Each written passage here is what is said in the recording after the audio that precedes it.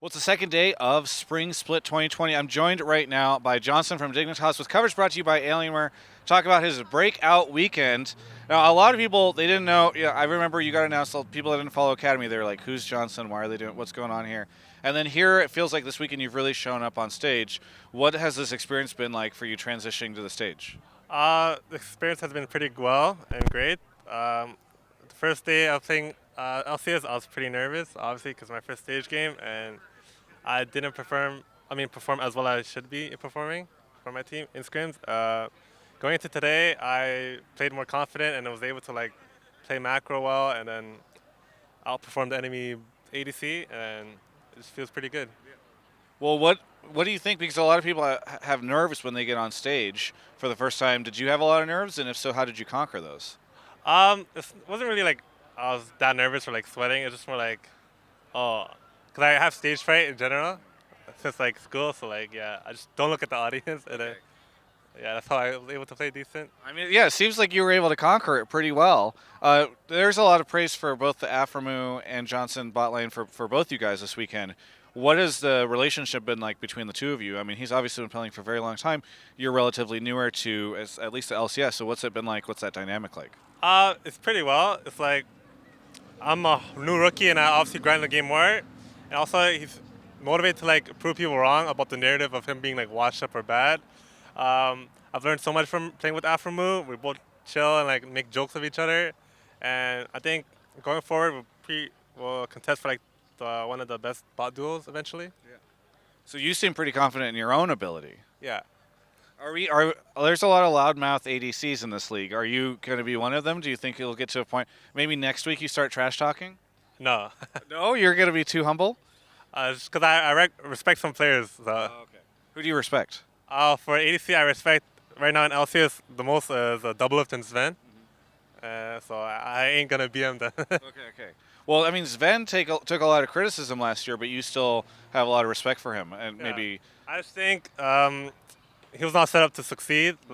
Obviously, it's not the team's fault. Just in game, they weren't able to perform to the expectation or how they would play in scrims. It just blows because TSM, their team has high expectation. Top 2 or first place for Worlds.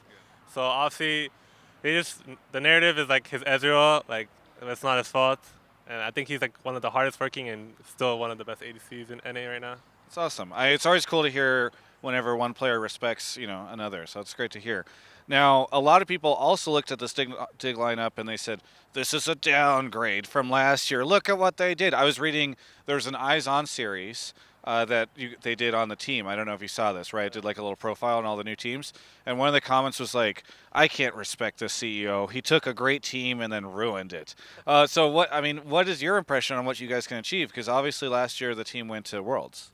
So the roster kept only Huni so far. Yeah. We have Greg and I from TSM, Froggy from GGS, and Aframu from 100 Thieves.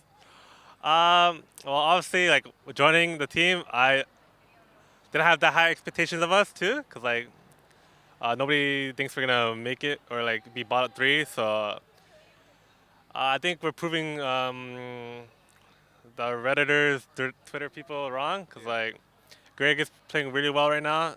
Froggen is smurfing. Aframu's focus, able to macro us and then play well too. And I'm trying to prove to people that I can be a good ADC and just give me a chance.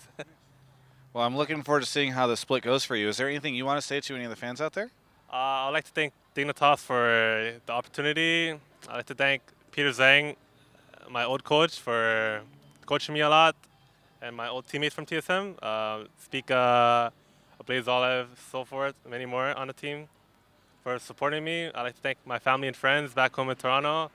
I'd also like to thank my girlfriend for the support. That's all I got. Very good. Well, thank you. I mean, it's cool that you're shouting out all these people. Normally people are like, thanks for watching or whatever. Either way, thank you so much for the interview. Pleasure watching you on stage this week. For everyone else, you can check out the rest of my coverage of all things esports right here on my YouTube channel. Thanks so much for watching that interview. I really appreciate you doing that. By the way, look at this watch. Wait, can I do this again? Here we go. Ready? And look at this watch. Look at that. That's my movement watch. I've got these shades. I don't need them right now because it's kind of overcast. But those are made by Movement. They sponsor our coverage along with Alienware. You can check out Movement in the video description below. You can save 15% off. They make some cool accessories. They're based out of LA. You checking them out helps me out and lets me continue to make content for you that you get to watch for free. So isn't that great? That's like a win-win for all of us.